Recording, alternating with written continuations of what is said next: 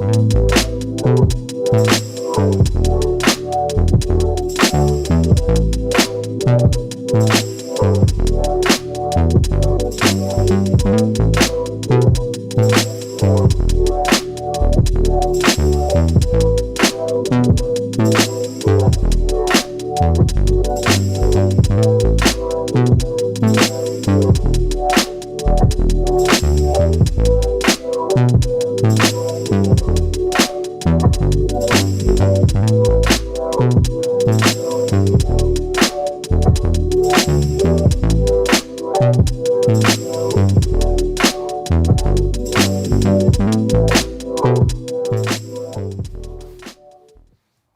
up?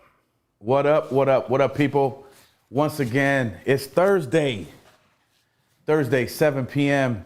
For those that know what time it is, you're locked in with the Havana the Havana Lounge podcast. It's like I'm branding everything. It's like Havana Wines, Havana Lounge, Havana, Cuba, the whole situation.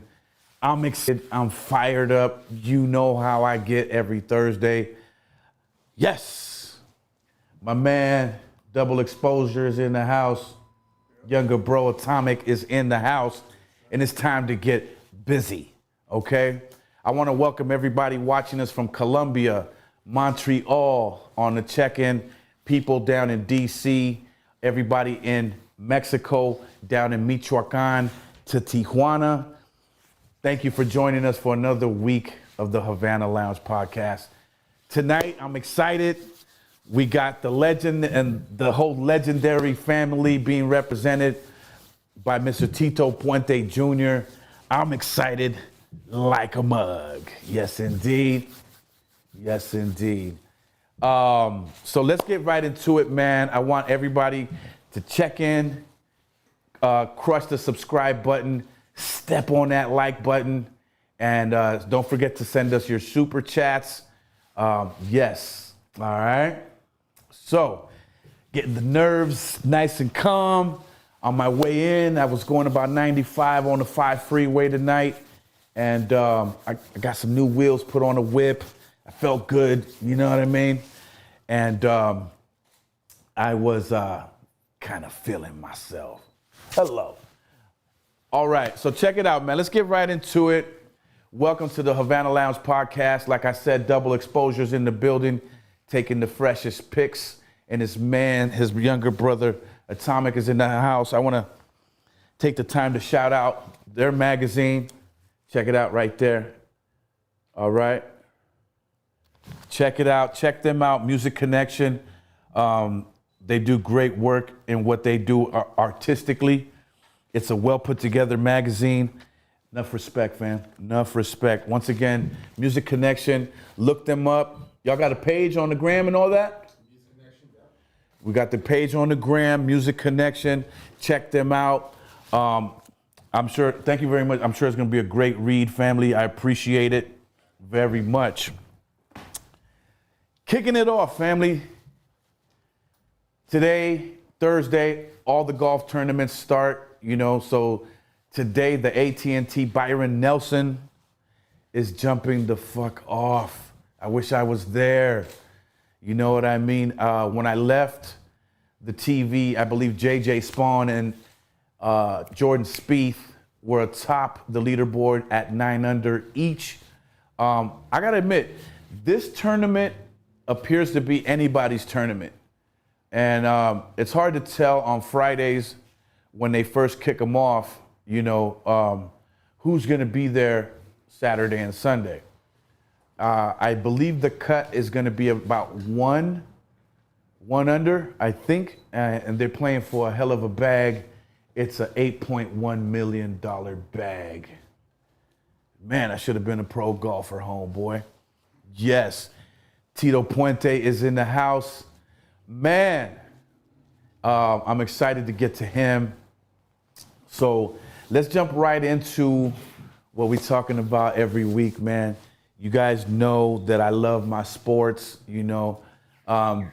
Let's talk baseball first. I think I told you last week, Albert Pujols got cut. I still think he still got some shit in the tank. He got some gas in the tank. And I think somebody looking for a DH might pick him up, you know. And I think he might want a couple more home runs before it's all said and done. So good luck to him. In baseball, the American League, let's start there because Paulie always loves when I bring up his Yankees, who are in second place in the East behind the Red Sox. I believe they are a game and a half back. And they turning it on. Aaron Judge and my man Stanton. How do you say his first name? Giancarlo Stanton, the 1-2 punch in the Bronx, is doing a thing. And I think Tito Puente Jr. loves those guys too. So he's excited about that, I'm sure. And then bringing up third place, I believe it's the Blue Jays. They might be. I think they're tied for second place with the Yankees there in the Eastern Division. In the Central Division, the Chicago Cubans. Yes, the Chicago Cubans have taken over first place, stepping on the Royals. And I believe it's the Cleveland Indians in second place there. So, gracias para todos los cubanos allá que están honronando y toda esa mierda. Le mandamos el apoyo, ya tú sabes. My man Yasmani Grandal, Moncada, all them boys. Pito Abreu, que hola, city. Yes, New York. I'm sorry, the Chicago Cubans, man. In the West, it's the Oakland A's still burning red hot out of spring training on top of the Astros. And I'm forgetting who's running up in third spot right there. But the Oakland A's, salute to you guys, you're staying red hot. Okay. Moving on to the National League East, I believe it's now the New York Mets on top of the East over Philly and Atlanta. You know I love the Braves. I have a soft spot in my heart for the Atlanta Braves, especially when they bring out those 74 uniforms with the little leaf on the side. And my man Ronald Acuna looks crazy nice with all that yellow shit that he be putting on, man. Crazy, crazy.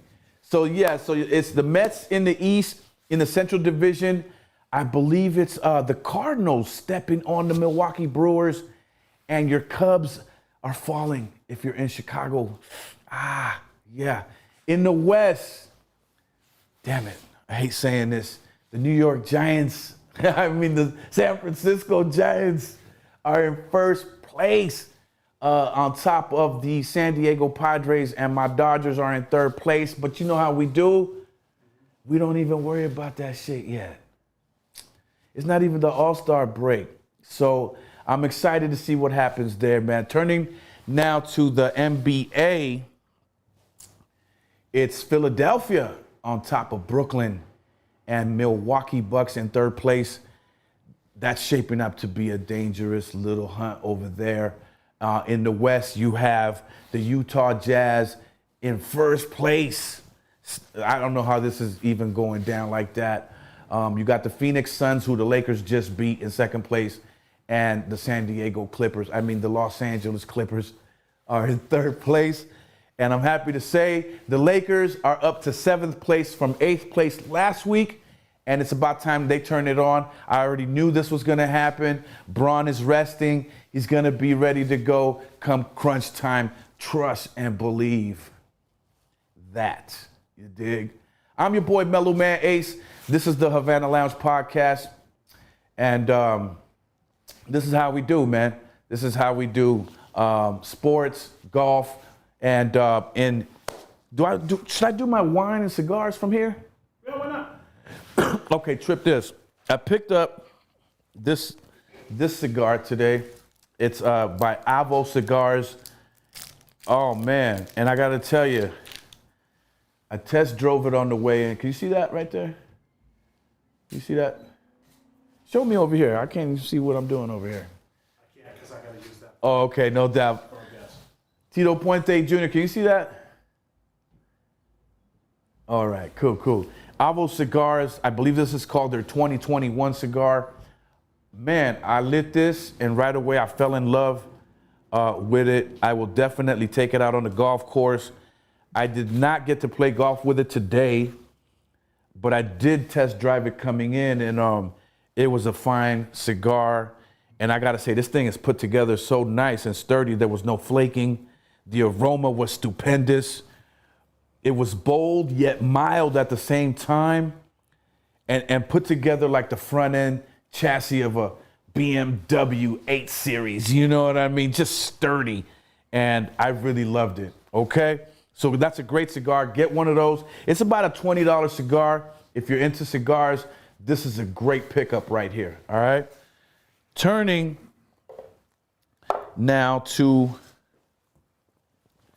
one of my favorite parts is a little bit of red wine that I picked up. This one right here is called Chateau Saint Michel. Chateau Saint Michel. If you can see that right there. I have not tried it, and I'm going to try it for you on the air and see what it does. Yeah, it's a nice bottle, nice presentation. You know what I'm saying? Just want to open it up a little bit.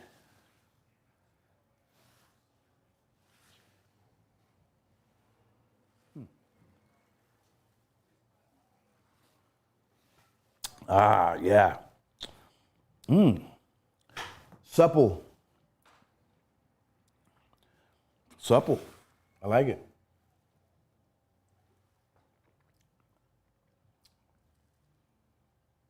Does have a little bit of an aftertaste. This is the Cabernet Sauvignon, but I think it's aged in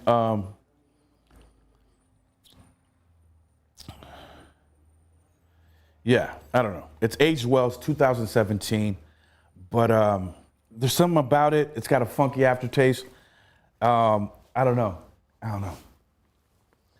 I probably wouldn't drink it at dinner. You know what I mean? But if that's your wine, that's your wine. Much love to you. But yeah, moving on. Have you seen the latest, or one of the funniest ones that I like, the latest TikTok video? You got the kids, right? You got these two kids, and they're setting up like a ghost hunt, right, on their parents. And as a matter of fact, hold on, I can show you better than I can tell you. Watch this. Paulie, run the clip for him. It's about 1 a.m. right now. I just put a speaker underneath my parents' bed, and I'm connected to the Bluetooth. And I also have this. Perfect. Ring around the rosy pocket. Turn the fucking TV off. Ashes, It's not the TV. ashes, we all. What the fuck is going on? God damn it, Maria! You could have killed you with this bag! Stupid Fuck ass. you, Maria! My heart's pounding like crazy. It was Anthony's idea. Fuck you both!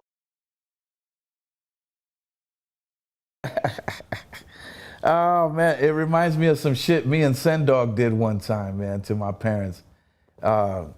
It was late one night. This was in the 70s. I'll never forget it, man. Sendog put a bed sheet over himself, and I put some spooky bullshit on. I forgot where we got the record. I think one of my boys, Freddie Torres, had a record that was playing like some spooky Halloween shit. And when my mom and pops woke up, they saw what was going on. They jumped. Oh man, I gotta love it, man. That one took me back right there to some good times right there. But yeah, man. All right, man. Let's get right into it, man. Let's get right into it this week. Are we running my video? No, we can just let's go into Tito. Let's go right into Tito. I'm excited to talk to this brother right here, ladies and gentlemen. Welcome to the Havana Lounge, Mr. Tito Puente Jr. Amazing. Tito, how you feeling, brother? Saludo, Mellow Man Ace. What's up, Paul? Cuba, Puerto Rico. Saludo para todos ustedes, a mi gente, Sudamérica, Centroamérica. Gracias por invitarme a su programa. Thanks for having me on your program tonight, man. Here in Havana Lounge, loving it. Yeah, man, absolutely. I see the timbales in the background. Got him right there, baby. That's my father's actually, Tito Puente's timbales. Wow. I can't really have drums in the house, but those are kind of just like there, just for show. And, when the kids come around, they start banging on them. Most of my Legendary. drums are in the studio. But yeah, got the That's Tito amazing. Puente timbales. That's amazing. Enough respect and homage to those timbales and your father. Absolutely. Tito, man, thank you for being with us, brother. You know I'm excited to talk to you, man. So let's get right into it, man. Let's get right into it. First of all, thank you for being with me and accepting the invitation to be on the show. Un aplauso para ti, mi negro. I love you for that. So thanks for being here, man. I'd be nothing without you here today, man. So thank you. Tell me this. This is something that let's start from the beginning. Okay, let's start from early on. Now, did you grow up in Puerto Rico or in the Bronx? I was born and raised in New York City. I was born and raised in Manhattan in Spanish. Well, my father was from Spanish Harlem, El Barrio. Ooh. And so that was where we came from. And by the way, it's great to see you again too, man. I haven't seen you in many years, and it's nice to be chatting with you tonight. So it's cool that we could chop it up like this. Absolutely. Yeah, so I started my birth from my mom, Margaret Puente. She's from the Bronx, and my father was born in Spanish Harlem in El Barrio, and then I was born in Metropolitan Hospital, New York City. So it's Harlem, that's where I'm really from. Spanish Harlem. And, Spanish Harlem, man, El Barrio, where all the great icons and legends of mambo music were founded right there. Absolutely. Now tell me this. Yeah. This is something I've always wanted to ask you, and I never did, but how old were you when you knew your dad was like this mega legend star or just the master of, you know what I mean, of what he did? How old did you come into that recognition? To be honest with you, I didn't know when I was younger. I'm going to say probably the age of around 11 or 12 years old. Yeah. And it's because my sister was a fan of a very popular boy band. It was a boy band for all of us. And the name of the group was called Menudo. Yeah. And then bien popular on the island of Puerto Rico, but worldwide, they were just huge guys. So my sister was a fan of Menudo. And I was like, man, I want to be a Menudo. So we went to their concert at Madison Square Garden, and my father took us. Yeah. And it must have been the early 80s. Must have been like 81, 82. Menudo was very, very new at the time, but they were extremely popular. Sure. And I believe my father took us to the show, and Menudo recognized Tito Puente in the front row, and the entire Madison Square Garden was chanting Tito, Tito at a Menudo concert. Yeah, yeah. So that was the end of the Menudo concert. Wow, that's when I realized, wow, I can't believe these people are chanting, my father's name. So at that point, I kind of knew the celebrity that he had and the impact that he made for all Hispanics and Latinos and music, just the music world. True indeed. Great. True indeed. Now, I know you're married with children now, so no disrespect on my next question, okay?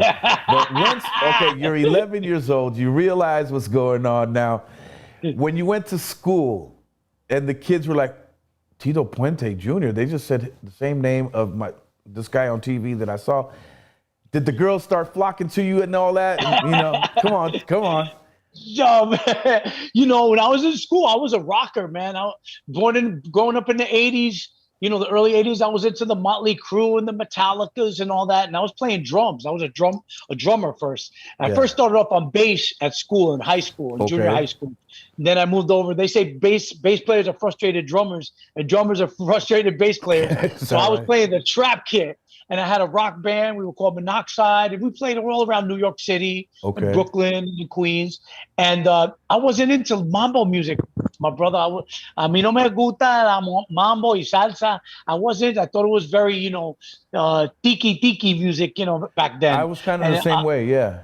I didn't have interest in my Latin roots and our Latino roots. Yeah. And I didn't realize that my father was playing Afro-Cuban music way back in the 1930s and 40s and 50s.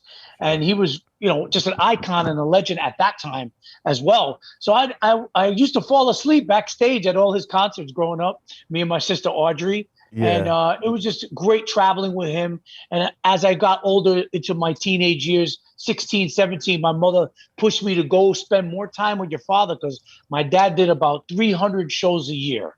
And he was very rarely home. We didn't spend a lot of time with him. So during the summers, in between school during the summer, I would go and travel with him around the world, Indonesia, China, Japan, the Far East. It was an incredible experience being his son. This is at 11, 12 years old. You're doing all this? or a little bit older? I would say at the ages of 11 through like 14, we would take summer breaks and travel with him as a family together, just locally, United States. That would be, and maybe South America. Sure. But as I got older, that's when I got more my hands into what my father was doing. And I understood how popular and his music was around the world and how famous he was. So it was a great experience. So now, no, that's beautiful, man. That's a beautiful story, man. I myself too had my son with me at a young age, but in high school. So now let's go into high school, or when you're playing in this band, right? You're playing heavy rock music. Yeah, man, heavy metal, almost like death metal, man. It was great, and I loved it. And I still do to this day. It was the Iron Maiden, Judas Priest. I loved all those bands. I still do. Yeah. My father didn't care for it. My father like, hey, ¿qué pasó contigo, Pipa? He didn't like the heavy metal stuff.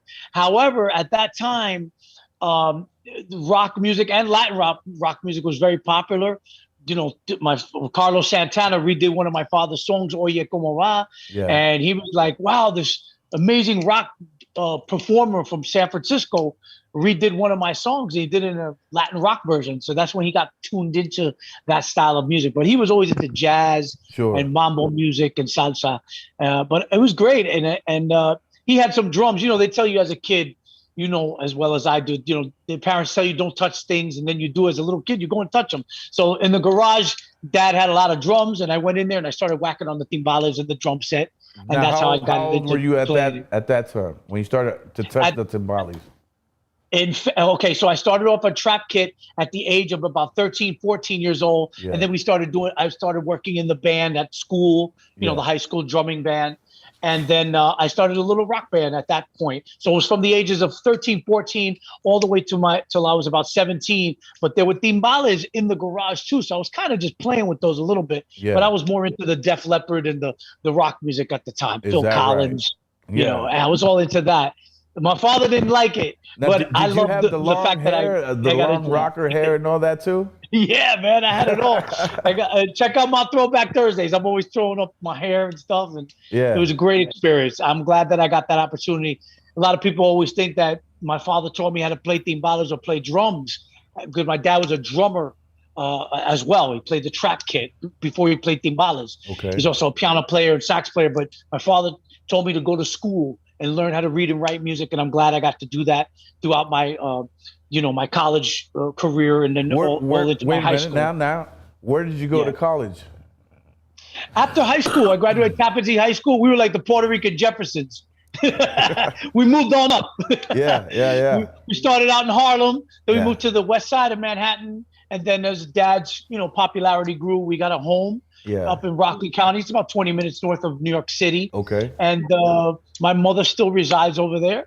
And that's when I was coming out of high school, and I went to Rockland Community College up there. And then after that, I really wanted to get into a vocational school, into learning how to read and write music, because my father, as I was traveling with him, he wasn't teaching me. He was only teaching me the business side. Yeah. He wasn't teaching me how the authenticity of playing, feeling the clave rhythm and all that. Sure. So I'm glad that I got that opportunity. I went to Five Towns College in Long Island for 2 semesters, and was a great feeling. And then after that, everything kind of just took off with the Latin rhythm, that I felt. Okay. So did you graduate? I did not. I actually went 2 semesters there. Then I went back for a 3rd semester. And at that point, I fell in love. And with my cousin said, come on down to Miami. I was already about 20 years old. He said, come down to South Florida. There's a big Latin conglomerate of people there. Latin music was very hot. There was a radio station there that played your songs all day long, called Power 96. Sure. And they were rocking just Latin and house and freestyle and dance music and hip hop, Latin hip hop. I fell in love with it. And at the same time, I was still coming out of the rock phase. I was getting into the Latin music simply because I was traveling with my father a lot. Sure. And I decided to relocate to South Florida. Okay. At a young age, and that was it. I went down and I hung out with. I felt that whole Afro-Cuban rhythm once I got to Miami. Yeah. And that's when I started. Tell me about that. Tell me about who introduced you to it. Was it Pops? Was it somebody else? And were you performing with your pops at this time? I never really performed with my father. I only traveled with him, set up his drums. He had his orchestra. They were traveling around the world at that time. So I had to find a niche of my own. So I started getting into Latin dance music. At that time, synthesizers were very popular, samplers, the drum machines and all that. So I got into that bag. And then I started my own little group.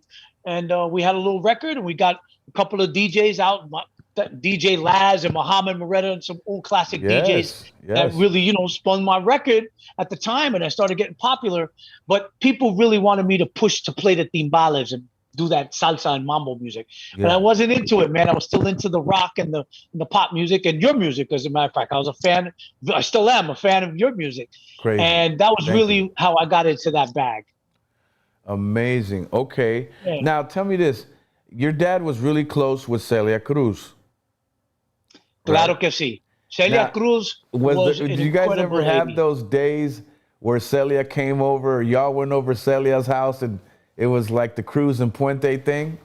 Yes. Celia was just an amazing entity, along with her husband, Pedro Knight. Absolutely. Celia was practically our godparents for my sister and me growing up. She's seen us when we were born. And she came to New York City in the early 60s, at that time, in the late 50s, early 60s. Yeah. So she was already performing with my father.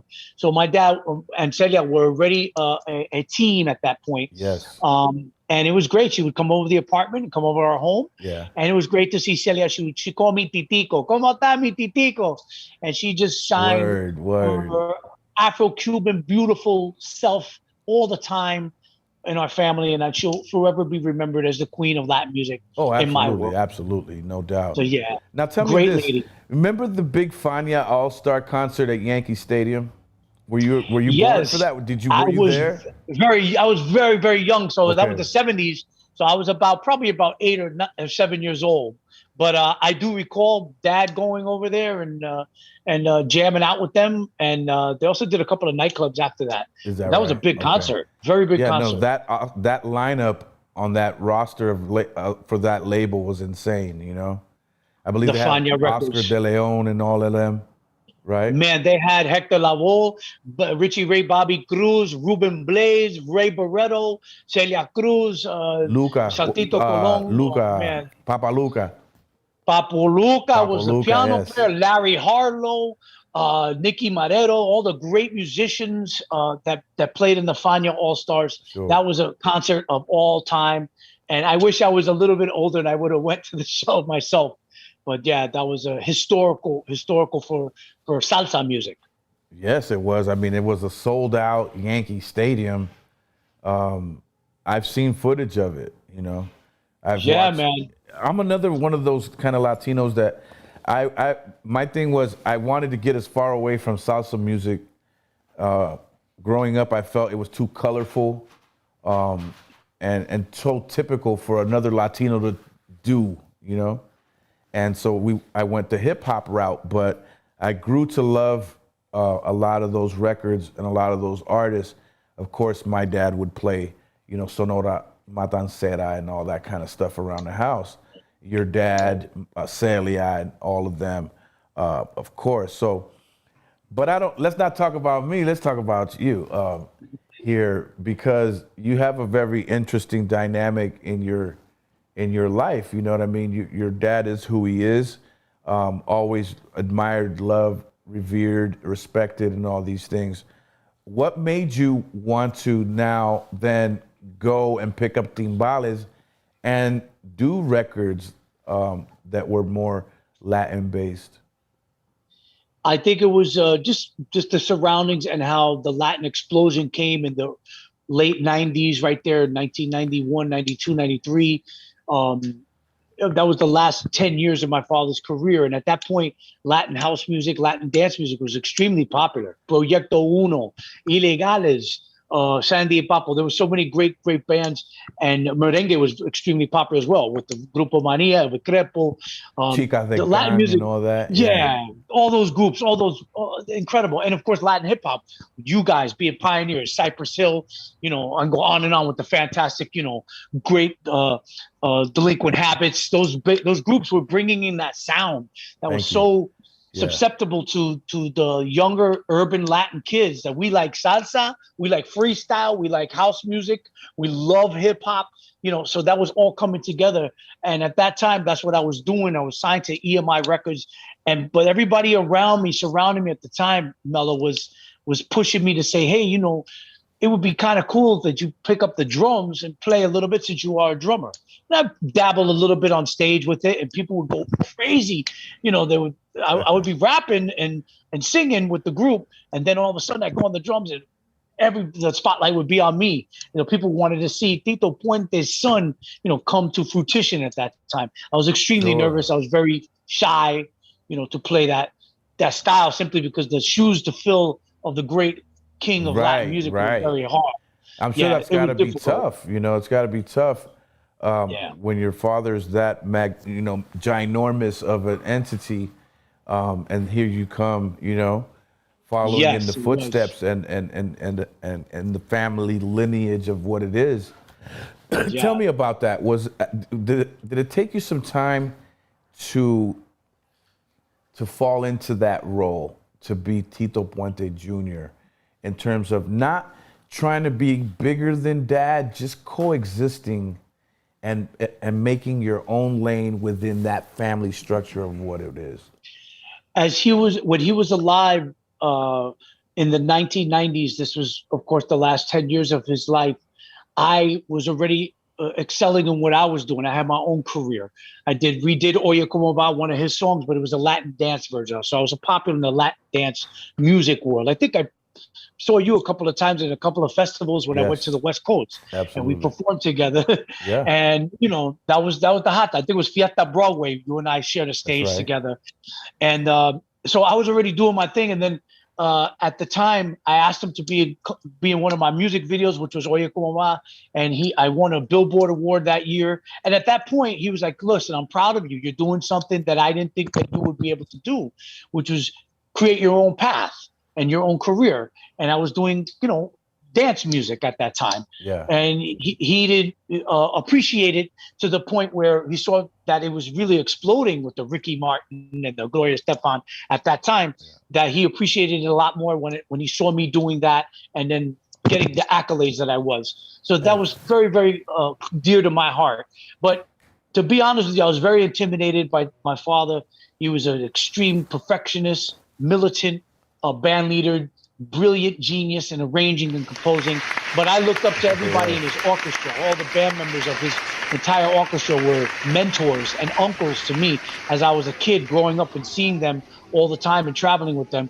They're the ones that inspired me to play and to continue his legacy, especially after his passing in 2000, 21 years ago this year, coming up, as a matter of fact, May 31st. And those are the people that really inspired me to pick up the timbal and become Tito Puente Jr., and continue his legacy. Amazing. So it was intimidating, but I feel good now. I'm about to turn 50 years old. I embrace who I am, and I love the fact that people still remember who he was. That's awesome, brother. That's awesome, man. Give me some love on that. Give him some man. love. Of course, Papa. Yes. Wish I was there smoking a cigar with you. Yes. Amazing, man. Wow. It's been a blessing to have you on, brother. Continuing on, man. Tell me, it's you and your sister, correct? No other brothers, no siblings? I do. I have a brother named Ronnie Puente. He is from my dad's first marriage. Okay. And he is a beautiful and excellent performer, arranger. He's a piano player. He plays timbales as well. So he inspires me to play. But I'm the youngest. I'm the bebé en la familia Puente. And my sister Audrey, she's a meteorologist in New York City. She works on Fox TV. So you can see her on the news all the time. So the apple didn't fall far. I'm the one that pursued the music, professionally. Got you. Yeah. Man, and we're glad that you did, brother. We're glad that you did because, and I'm proud of you because you didn't just, do your dad, you know what I mean? And I commend you for finding that niche of your own, which could be so difficult, even just as a solo artist, much less the son of a great master legend like that, So enough respect, my brother, enough respect to you. Thank you. It was a tough road. 20 years later, I've looked back now, and I'm glad that my father pushed me to read and write music. I respect all my musicians that I work with, the future musicians that are coming up, the legends that are still with us, the Eddie Palmieris, the great Papo Lucas, and the great Larry Harlows, all these fantastic musicians that are still with us. I respect them to the highest regard. And my brother, notwithstanding, he plays with me. I finally did a song with him earlier last year. Awesome. And What's it called? It took us 20 years to do it. It's an old classic Tito Puente song, Yeah. and it's called Hong Kong Mambo. And Yeah. my father's playing the marimba, which are the vibraphone, and I'm playing timbal. And we did it in tribute to my father, which is an album that's going to be coming out this June. So I'm excited about it. Awesome, man. Is there a video? Yes, there is a music video, and the album is called The King and I. Yeah. It comes out on June 24th, and it has all the great mambo salsa stars that work with my father, Tony Vega, Michael Stewart, my brother Ronnie. I got the fantastic Sheila E.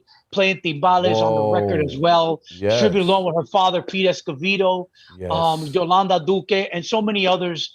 It's a great record, and the single is called 20 Años, which is the 20-year anniversary. I tried to record it and put it out last year, but the pandemic, held it up. But now I get a chance to put it out. The single will be out June 3rd, right at 12:08, with the brand new music video called 20 Años, starring myself and my dad together in one video. I got him. I got some footage of him and then me, and it's kind of like the Nat King Cole, Natalie Cole thing. Yeah.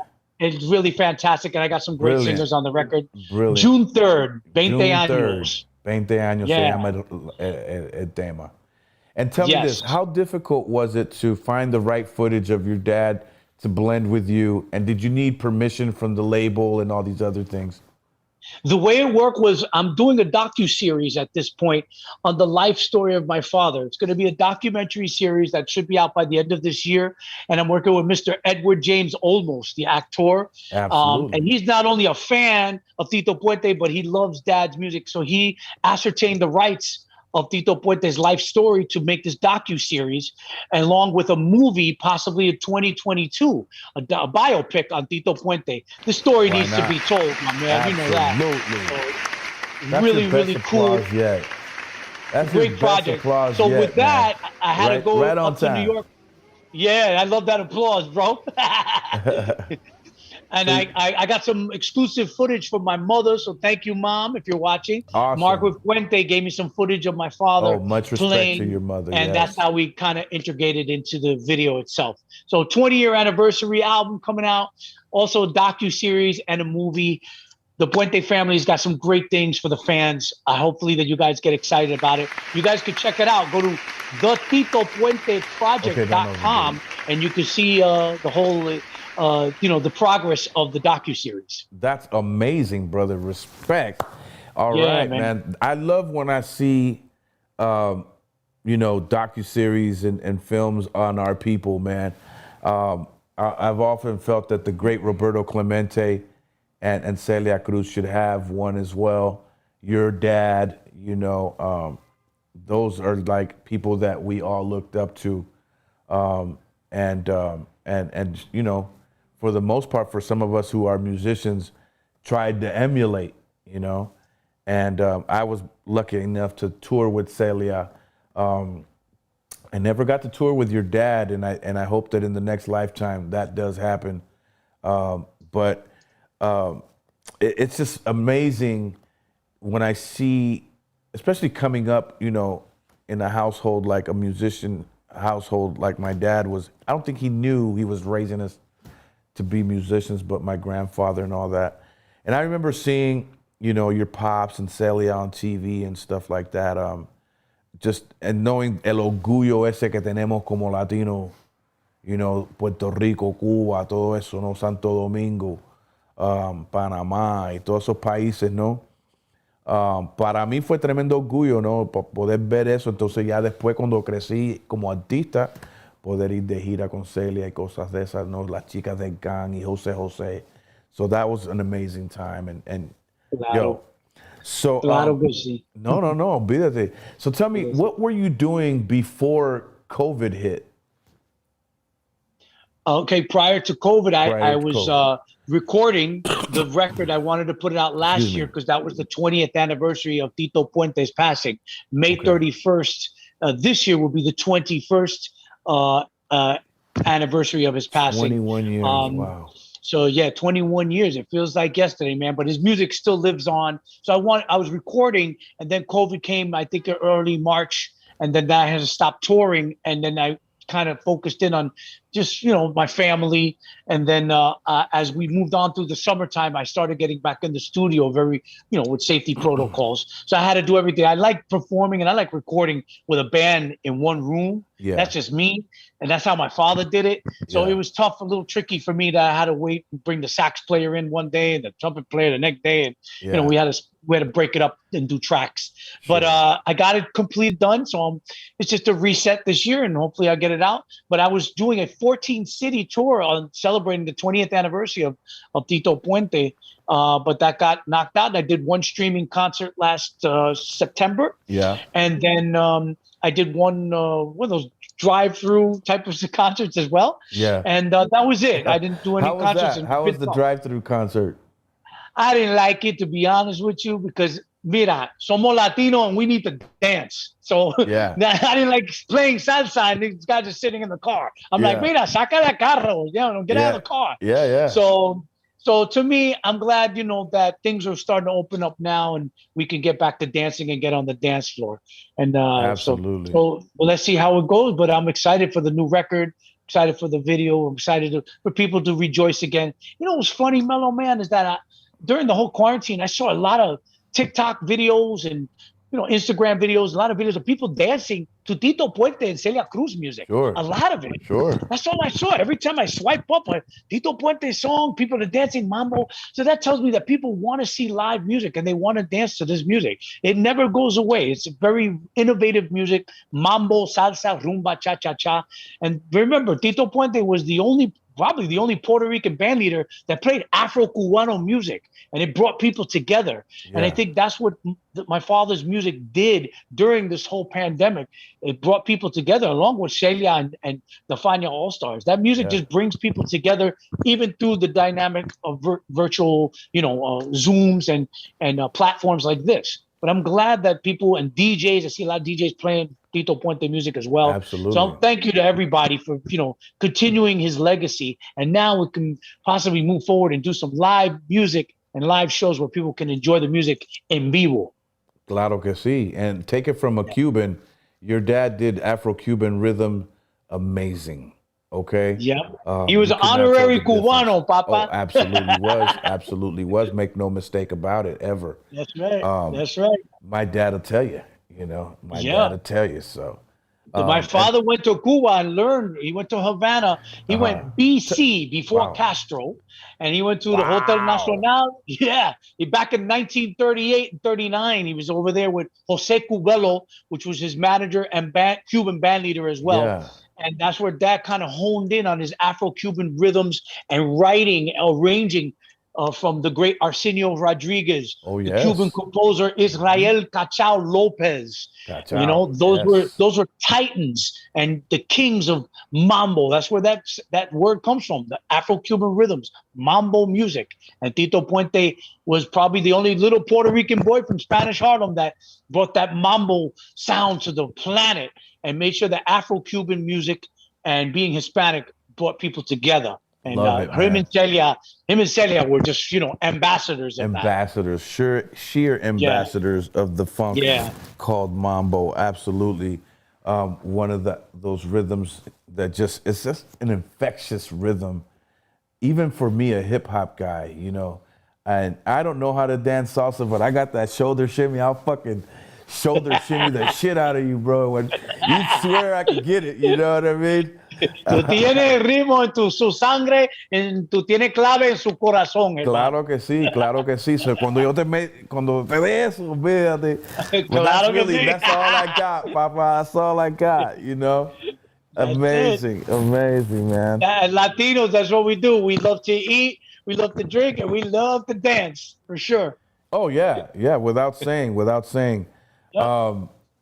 I'm really having a great time and great conversation with the man, the legend himself, Tito Puente Jr. is here with us tonight. This is the Havana Lounge podcast. I am your boy Mellow Man Ace, and Padrino of Latin hip hop, and that is Tito Puente Jr. that you see there on the screen. Tell me this, man. If you had your chance to work with anybody, whether past or present, transitioned or alive, who would that be? That's a great question, Papa, because I've been asked that question throughout my entire career. And so 20 years ago, I was dreaming of the people that I'm now working with today. Oh, wow. And like I always wanted to work with Sheila E. and Pete and Tony Vega and all these great salsa guys. And I always wanted to work with La India and Celia Cruz and all them. And I got to work with them and Mark Anthony. And they're all pioneers. They're all pioneros that opened doors for everybody, just like my father did before them. He opened up doors for all those Latino artists, the Jennifer Lopez's, the Mark Anthony, the Ricky Martin, the Enrique Iglesias, all of them. Yeah. Tito Puente, Celia Cruz, they're the pioneers that opened up the door for us. Hopefully that now that I'm about to turn big 50 and be 50 soon, I think that I've influenced some kids now in the younger generation for them to understand where Latin music comes from, and hopefully that they can be working with me. I get inspired by the Bad Bunnies and the Daddy Yankees and all them. I think they're fantastic. Hopefully that I could maybe work with them one day. But I'm a fan of you, and I'm a fan of the classic hip hop and the classic Latino hip hop guys. Thank you. You know, though you guys really were inspirational to me in what I was doing, because I was doing Latin dance music at that time, also rapping. So you were a big inspiration for me, along with, you know, the great El General and those cats, Vico C, the big rappers back in the day. Mommy, no, man. That's right, baby. Yeah. You know, those were pioneers. You guys were the pioneers that laid down the foundation for Latin hip hop and Latin dance music around the world. And to me, I think I've accomplished as much as I would like to be known for. To work with other artists like Tony Bennett or Lady Gaga or something like that, it would be such a great pleasure for me. But I think most people, when they want to work with me, they want that Tito Puente feeling. And my dad worked with some great artists, man. Carlos Santana and all Tony Bennett and all the great artists that he got to share stages with. Gloria Estefan and Arturo Sandoval, Eddie Palmieri, all the great Latin jazz and jazz artists that are still with us today, all shared that stage with Puente. And I feel like that I got to do that already with them by being next to my dad, when he performed with them. Yeah. So at this point in my career, in my time, I'm very happy that I got these great artists to participate in a tribute to my dad. Sheila, Peter Escovedo, Tony Vega, all the great artists, even my brother. I finally got to do something, and I wanted to work with my brother, and we got it together. So the Puente brothers will be releasing a new song. Amazing. soon. Looking forward to that release right there. If you don't mind me asking, what year was your dad born? Tito Puente was born April 20th, 1923. So back then, I think the car was just invented. There was no television. It was just black and I think they had black and white, and they had radio. But 1923 in Spanish Harlem, the kids would play outside, and they would go to the Jimmy Pump, which is the fire hydrant, and play outside in the water during the summer. Yeah. And in the winter, they would go outside and play in Central Park, and that would be it. And Tito Puente was playing drums at a very early age, thanks to my grandmother Ercilia Puente, who raised my father, and 25 cents for piano lessons, and dad became a child prodigy after that. Wow. 25 cents for piano lessons. Yeah, back in 1926, 27, he was about maybe 7 or 8 years old. He took little piano lessons, and he was a dancer too. Tito Puente was a dancer when he first started it, and my aunt danced in dance contests all around Brooklyn and New York City. Yeah. There were little kids at that time, but they had little mambo and cha-cha-cha and rumba contests, and my father would win a couple of them. So he was a dancer first, and then now, is this here in Puerto Rico? This was in New York City. Okay. In New York City. Now my family is from Puerto Rico. They're from San Germán, Puerto Rico. Dale. The Puente familia. So my grandfather moved from San Germán as an immigrant through Ellis Island in New York and then moved into Brooklyn. Hay mucho hispano, hay mucho puertorriqueño vive allá in Brooklyn, in Williamsburg area. Claro que sí. So that's where they live. A lot of them there. And hay mucho cubano que se vive allá in New Jersey. A lot of Cubans moved to New Jersey on the Hoboken side, Union City over there. Elizabeth, so, yeah, Elizabeth as well, yes. And then there was Puerto Ricans, they moved out to Patterson, New Jersey, all around the 5 boroughs of Manhattan and the tri-state area. But my father was born in Spanish Harlem when they moved from Brooklyn up to Spanish Harlem at that time. A lot of Puerto Ricans kind of moved from out of Brooklyn and into the Manhattan area simply because there was more jobs at that time. Sure. This was probably the Great Depression, back then. 1930s. But that's how he did it. Puente became a child prodigy. My father also was drafted into the Navy, served 3 terms in the World War II on the USS Santee. Wow. And discharged with honorable mentions. And he never really liked talking about the war, but that's where he really got his skill, to write music, because he was on the ship for so many days, and hours at a time, that he would start writing, a lot of music at that time. And he graduated and went to Juilliard School of Music. And then after that, boom, took off. In 1949, became Tito Puente and his orchestra and started being the best arranger that everybody wanted to be a part of, and everybody wanted music from him. The history is incredible, and I can't wait to share that, the documentary. Yeah. Folks, this is Tito Puente Jr. Amen. Praise the Lord. And I don't go to Hallelujah. church. And I don't go to church. It's like that tonight, folks. People, the number to call in for Tito Puente Jr. is 213-373-1260. If you have any questions for the legend, you are tuned into the Havana Lounge podcast. What's the question? We have a question in the chat room. Yeah, we got some questions. Yeah, we got some questions in the chat room. Delania Castillo says, wants to know, how old were you when you started to sing? Para cantar. Bueno, I was singing in plays in school, and then after that, I started recording with the group that I had. I want to say professionally, when my first record came out was 1992, 93, in that era. So we're going on almost 30 years now. But I'm not a singer. I usually like to work with singers, just like my father did, But yeah, I would say the early 90s is when I really got into singing a lot more. But I've always been a fan of the Whitney Houstons and all the great talent that's graced this planet. You know what one of my favorite songs of yours is? Ran Can Can. Claro que sí, ese mejor. Now, and that song was written in 1949. But you sounded great. You sounded great on that record. Thank you. I work with a lot of singers on that album, but we did the choros and the tune is an old Tito Puente remake. It's a classic tune from my father. He wrote it in 1949.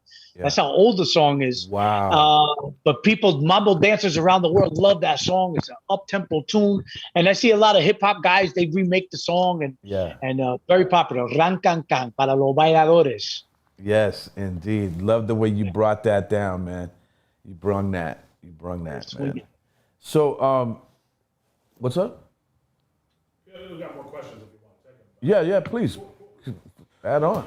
Abby wants to know, you became a musician like your father. Are any of your kids musicians? Right. Well, I got a 13-year-old. His name is Tito Puente Jr. the third.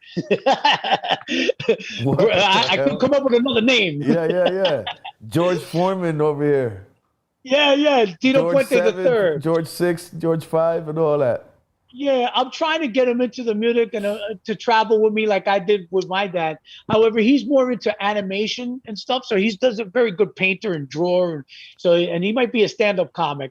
But I have a daughter who sings a little bit. Her name is Miranda, and she's 14. Mm-hmm. I kind of just push the kids to come to my shows and get inspired by their grandfather. They know who their grandfather was. I play a lot of my father's music. His image is everywhere in my home. And, I try to wear, shirts with his face and his image. And awesome. The kids kind of, they know who he is and they're very proud of who he was. And to me, I'm doing funny TikToks with my kids right now. So they're getting me into that bag. But yeah, Good I think deal. they might end up being some musicians, and they'll go on the road with me one day as they get older. That's awesome, brother. That's Yeah. awesome. Folks, the number is 213-373-1260. We have Tito Puente Jr. in the Para de lounge. Amado, mira pa ahí. We got a phone number. We're going old school. Where are you? Are you in Tampa? Are you in Tampa? Where you at? I live in Broward County. I live in Fort Lauderdale. Miami. So I've been down here. Yeah, Yeah. I've been down here about 20 some odd years. Why not? I went from Miami back and forth, but I go to New York every other, month. Not during the pandemic, but now I'll be heading back home because I have a home up in New York, and then I live down here with the kids and the wife, and it's great. It's great. It's nice and quiet, and it's easy for me to go to South America and anywhere I need to go to travel from here, especially to the Caribbean, and when I'm doing my concert tours. Absolutely. Man thought it all out. What's going on over here? Alan Peters wants to know, what is your favorite song from your father and why it's your favorite song?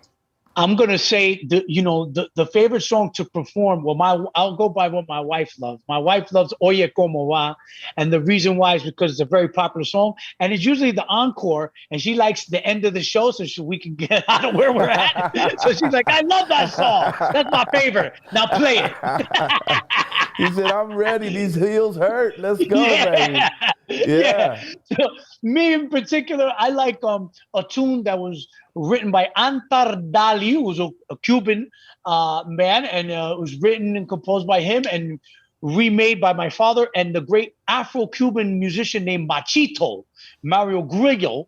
And it's a tune called Baba Rabatiri. I like it because it's got a nice swing to it and it's very What does the word? What does the word mean? Baba Rabatiri. That's a very good question. I was told that it was some religious word. Baba Rabatiri from the Yoruba religion. Okay. I'm not too sure, Afro-Cuban religion, but my father used to say it like a rapper. Baba Rabatiri con himbre, Baba Rabatiri con qua. He did it more like I love it because it's all tongue twister, and I tell the crowd to say it, and they can't repeat it. But that's one of my favorite tunes to perform. And then, of course, I love the Brang Gang and Mambo Gosong. El Cayuco, another favorite of mine. Nice. It's a cha-cha-cha number. And a lot of hip-hop guys love the beat to the cha-cha-cha rhythm, so they remake the song a lot too. But there's so many. Remember, my father had 186 albums, Mello. That's a lot of records. That's a lot of albums. Yes. So you could pick and choose many songs that are my favorite, and I'm sure you have plenty too. This man said 186 albums. Yes, that is correct. Wow. It has to be a world record. I'm going to call up the Guinness Book of World Records and find out. You better. But he has over 186 because those are just 186 recordings of him. And then he has others that he's featured on and other people's records too. So you got, and that includes compilations and everything, but that's a lot of music. A true workhorse of a legend there. What's going on? Another chat room question. Here it is. Who are your favorite singers right now? Right now. Who are you listening to? Oh, man. Well, come on now. Well, as full disclosure, I love Mellow Man Ace. Yeah. Cue the me. Yes. He's one of my favorites. All right. And I got to put that in there. Thank you, sir. I'm humbled. I'll send you $20 in the mail. Thank you, Papa. Gracias. But there's so many great singers, and my kids get me into a lot of the new singers, and the Billie Eilish and all these other fantastic singers that are out there now. I particularly like the old school. I'm a fan of La India. I'm a fan of Celia. I'm a fan of the more the classic sounding salseras, sure, the female salseras. And I love the great salseros that we have today. El Gran Combo de Puerto Rico, one of my favorite bands of all time. Yes. There's so many great singers out there that I really get into. But, I'll always go for the contemporaries, the Mariah Careys, the Whitney Houstons. Those are just, the Lady Gagas. I think they're fantastic. They're all amazing singers. Righteous, man. Righteous. Yeah. We have any more over there? Okay, folks, the number to call is 323-373-1260. My brother, Tito Puente Jr. is in the house. In the Havana Lounge, folks. In the lounge. in the lounge vicariously through Broward County, Florida. Absolutely. Tell me this. Growing up, did your mom like you pursuing music? Did she encourage you? She kind of did. I think she was just very intuitive, being a mom and encouraging her kids, both me and my sister, to decide what we wanted our paths to be. I chose the rock music. I chose the playing the drums. I chose that, and she encouraged it. And she backed it up, and she said, "Hey, if you're serious about it, then you got to prove it to me and your father." And I'm glad that I did that. And I took drum lessons from a great man named Sam Olano. My mom took me to go do those drum lessons at the age of 15. I didn't have a license at the time. I think of 16, I got my license. So at the age of 14 and 15, she took me to take drum lessons, and I'm glad that she did that. She encouraged me to do those things. And then I used to ride my bicycle. I had a job. I worked at a drive-in movie theater, and I worked at a telemarketer. I had jobs. I had the normal 9 to 5 growing up. I drove a truck. But I'm glad that I got all those experiences, because it makes me the man who I am today, and instill that into my kids. I used to flip hot dogs. I used to flip hot dogs at Dodger Stadium one year. Did you really? Yeah. You worked at the concession stand? Wow, yeah, I did that too. I was slinging hot dogs the year the Dodgers won the World Series in '88. Oh, so man. I saw that Gibson amazing. Home run in real time. That is absolutely phenomenal. I'm a hardcore Yankee fan. You guys well know that. Simply, I saw your watch too there, Paul. See that Yankee watch right there, baby. Your second best applause cue right there. Bronx all day, every day. Reggie Jackson, number 44, my favorite. And it was great that my dad got to throw out a pitch at the Yankee Stadium. That'll be in the documentary, by the way. You'll see him throw out a pitch out there too. I think it was Derek Jeter. Some Tito Puente got to throw a pitch out in one of the Yankee games. And it's incredible to see the sports world. They really embrace Latin music as well, and it's nice to see that. My man Victor Cruz, he loves doing the salsa thing over there in the NFL. Yes. And it's nice to see all that. It's nice to see that. When he threw out the pitch, that was the old house that Ruth built at that time. That's correct. That's right. That was the old stadium too. Yeah, and I think Babe Ruth was still alive too at the time too as well. No, I'm sorry. I'm wrong. Yogi Berra. Yogi Berra. I got to make sure. Yeah, but my dad was around when Babe Ruth was knocking them out too, because Tito Puente was going to Yankee Stadium back when Babe Ruth was knocking them out. Holy moly! Yeah. Well, there you go. That's how old Puente was. Jiminy crickets. You know what I mean? We have a caller. Hello, who are you and where are you calling from? Oh, you talking to me? Hi, caller. How you doing? Hello. Okay, hey, it's Abby Lopez. I'm just calling Tito. I love you. I love you, Dad. I met him at the Grammys one time years ago. I just wanted to ask, since you're into, and you grew up with rock and roll and all these different genres, and then you got finally embraced your roots, got into the Latin scene. Are you open to doing something later, maybe that where you combine a lot of genres, maybe like hip hop with Latin percussion and stuff like that? Absolutely, and thank you for your call. I appreciate it, and I'm glad you got to see my father at the Grammys. He got 7 of those beautiful babies on the wall at home in New York, and 14 nominations. So that was a great opportunity for Latin music with the Grammys. As far as rock music, I'm still trying to figure it out. Maybe Mellow Man can help me out. I'm trying to get like an Iron Maiden sound with mambo. We'll call it mambo metal. Something like that. Yeah. I'm going to come up with an idea one of these days to combine those sounds. But I'm a fan of rock music, and hopefully it's nice to see, like Phil Collins and some Chester Thompson. Those are some of my favorite drummers. They add timbales into their repertoire, into their drum sets. So it's nice to see that. Big shouts out to Carl Perazza, man, from Carlos Santana Band too. Great timbale player as well. Those cats really, make Latin music, and they integrate it with rock music. And I'm glad to see that Carlos Santana is still bringing that to the world. But yeah, I'll do that one day there and bring some metal and mambo together. Thank you, Carl. Thank you, Abby. Yeah, I got some more questions in the chat room. Yeah, let's bring it. Andrea wants to know, what's the best memory you had being on your tour, and what's one place you would like to perform that you haven't had a chance to yet? Wow.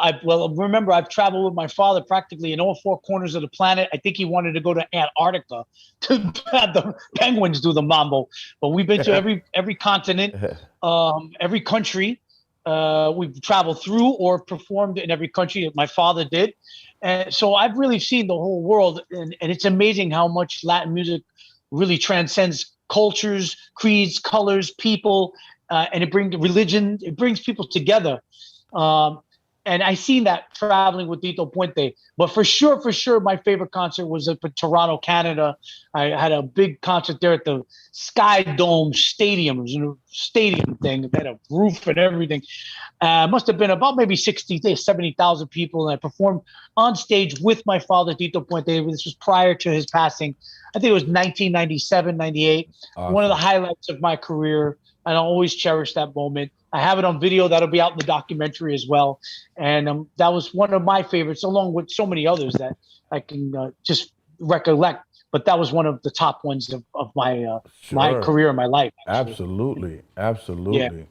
That's a great Celia was there. Celia Cruz was there as well. Was she really? Yes. Man, Celia did the world too. I got to share the stage with both of them. And India, and man, it was amazing experience. Absolutely. What's going on? We have another question in the chat room. Curious who your favorite metal band is. That's from Victor Sopoto. Yeah, it's a good one. I have so many. Just growing up, everybody can say the Metallicas and the Slayers. I think I'm going to stick with the Iron Maiden. It's Nico McBrain, one of my favorite drummers. Bruce Dickinson, all the bands, Steve Harris. It's so funny. I could talk in rock and, on a hip hop show, and you're talking to a mambo guy. But Iron Maiden was some of my favorite guys. And I like Rage Against the Machine. I like that band too as well. I see, the cats from Cypress Hill, they work with them a lot. Be Real and the Cats, it's nice to see that hip hop blend with the rock. But I love so many different bands, but I'm going to stick with the Maiden right now. I'm a diehard fan. And my wife doesn't like, she gets scared, with all the heavy metal posters, but I haven't been in a room hidden in my little it's actually in the garage. Yeah. That's my man cave. My man cave's the garage. Yeah, way over there. Keep all that dark stuff over there. Yeah. That's crazy. What are we doing, P? How we looking? Wait for more calls. Good deal. Man, so here we are, man, 2021. Have you gotten calls now, bookings, things of this nature coming your way? And if so, where will you be next? Good. Thanks for asking, Papa. I'm looking right now to come out to the West Coast, so I'm loving it. Hopefully I can get together with you and come see you. Got some concerts. And these are all postponed. And thank God, I'm going to knock on wood right now that none of my concerts got canceled. They all got postponed. And I'm grateful for that. I'm grateful that the fans and the ticket holders didn't want refunds. They were like, hey, we want to hold on to these tickets. We'll wait till Tito comes around. So I got some great West Coast stuff. I'll be up in Oakland towards the end of the summer at Yoshi's, and then I'll be heading back down to San Diego and in Los Angeles County as well to do some concerts over there. Coming up May 22nd, I'll be in Linden, New Jersey. This weekend, I'm going to North Carolina to do a concert. And it's nice. They just announced today that people that are outdoors that are vaccinated don't need a mask. So that's very good news for any salsa dancers that want to dance outdoors and to any of my concerts. My birthday's coming up, June 2nd. I'll be 50 years old. Nice. The record will be coming out. And I'll probably do a record release party over here in Delray Beach with my old Jewish friends. And I got a whole, all the people, all my fans are elderly people from Century Village, which is like an elderly community down here in South Florida. Yeah. And they love coming to see me every year for my birthday. So June 4th and 5th, I'll be at Arts Garage in Delray Beach. You can get tickets at artsgarage.org. So I'm excited to celebrate with them. And then the new record and all that. And just rejoice with everybody. But a lot of great things. I got a Feel Good Festival happening in July in Atlanta. Playing with a symphony, doing a symphony date with Tito Puente music, and then a symphonic band behind us in Columbus, Ohio on July 17th. And that's something really, really immense for me and very intimidating as well to be with fantastic symphonic musicians playing mambo music. So very, very unique. And Ohio, of all places. Yeah, I do a lot of the Midwest, Chicago. I'm coming out there. Well, Chicago I get, but Ohio? Like, Ohio, when you think of Ohio, you think of Columbus, Ohio. Shotguns I'll be playing and I get them all. I Big get them all. I get trucks all the people come on out. That's I get awesome. black, white, red, brown, purple, green, yellow. They all come out to my concerts. It. And it's great, young and old too, Mello. It's always young kids and older kids and mom, pops, grandma, grandpa. And it's when you come to see Tito Puente Jr. concert, I'm going to give you a Mambo 101 class. I'm going to tell you all about Mambo music and teach you about the history of Tito Puente as I did tonight, and take you through a journey of his arrangements and productions. And it always ends up at the end of the night, everybody on their feet, dancing for one cause, and that's Mambo music and the life, celebrating his life and his legacy, Tito Puente. I love that, man. It's so beautiful that you're so passionate about. Yeah, come on, come on, give it up. Thanks. Yeah, it's beautiful to see you keep the legacy of your father alive, and still be having fun with who you are as a person at the same time. I'm impressed, man. I love it. I'm sure the fans love you for that too. So enough respect. It's so hard. It's so hard to find that kind of relationship, friendship, almost in the Latino community, in the household, right, where the son and the father actually build together, and much less when the father has passed on, the son to continue the legacy going and making the world never forget, how great this man was, because he truly was. And so are you for doing it, for doing so. We appreciate you. We uplift you. We commend you. And we love you, brother. Thank you so much. Gracias, hermano. Come on, man. Come on, man. Yeah, it's awesome. On, baby. That's the Puentes in the house. That's it. The Puentes in the house. Right on, my brother. On that note, I'm good. If you have anything you want to plug, feel free right now. If you want to let them know how they can get a hold of you on Instagram, Twitter, and Facebook, and all these things, now will be a good time. Well, thank you again, Mellow Man. I appreciate you. I've been a fan. Oh, man, I could tell you since the early 90s, even before that, in the 80s, I've been you for a long time. So thank you for having me on your show. I appreciate it. Paul, mi hermano, muchísimas gracias por tu presencia, su producción, su aplauso. Y gracias para toda la gente que está escuchando, que mirando a su programa Havana Lounge. Es un honor de participación aquí esta noche con Mellow Man Ace, pionero, pioneer of Latin hip hop. I'm grateful to you, and I'm glad that we're friends. Follow me. I follow you on Instagram. I see you all the time, and I watch your feeds. So you guys can follow me if you guys like, and check out the brand new video. It's going to be coming out on June 3rd, 20-year anniversary of Tito Puente, 20 años, featuring Frankie Negron, Jose Peto Canario, Domingo Quiñones, and Michael Stewart, and Tito Puente, my father himself.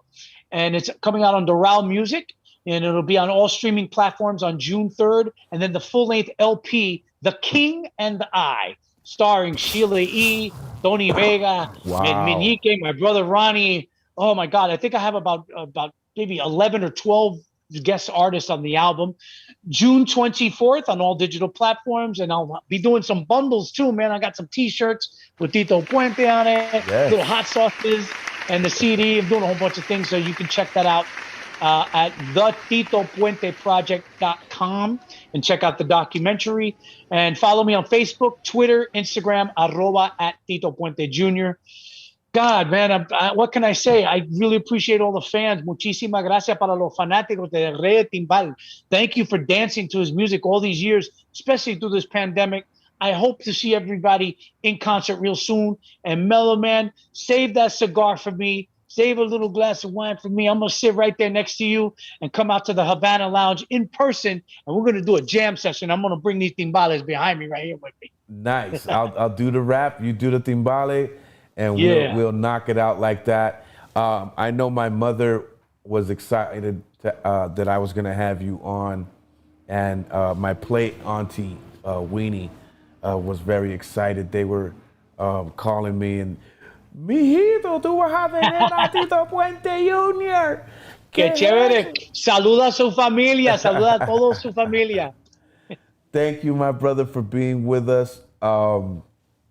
Man, it's just not enough. Thank you is not enough. I appreciate you so much. Again, we uplift you, Tito Puente Jr., brother. Ladies and gentlemen, show some love for the man, the myth, the legend, Tito Puente Jr. On that note, can I get a little love over here? On that note, folks, I'm your boy, Mellow Man Ace. I got to tell you, tonight's interview really, goes to another level. It's next level because of, of course, the lineage and the connection with Celia and Tito that I did have through Celia, because I was able to, perform with her and whatnot. But I've had an amazing time, talking with my brother here, chatting, getting to know his life story, digging into his, his past as a teenager, and coming into acknowledgement of himself and his father, the legacy thereof. It's been an awesome, awesome time. I'm good, P. Thank you, my brother. And cuídame los timbales, eso, because I'm going to hold you to that, being here in person when time comes around. Seguro, hermano. Gracias. Guys, this is the Havana Lounge. I'm going to cut out a little bit early tonight.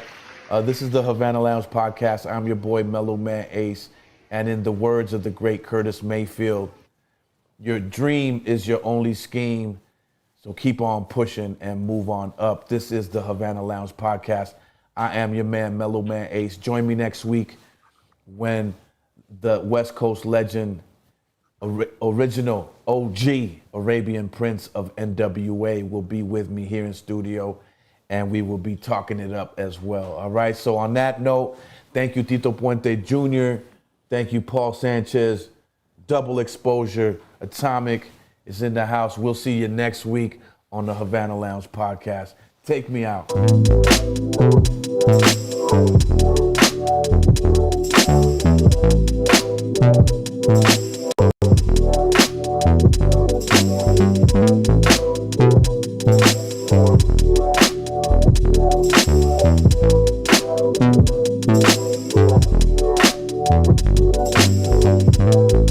Thank you.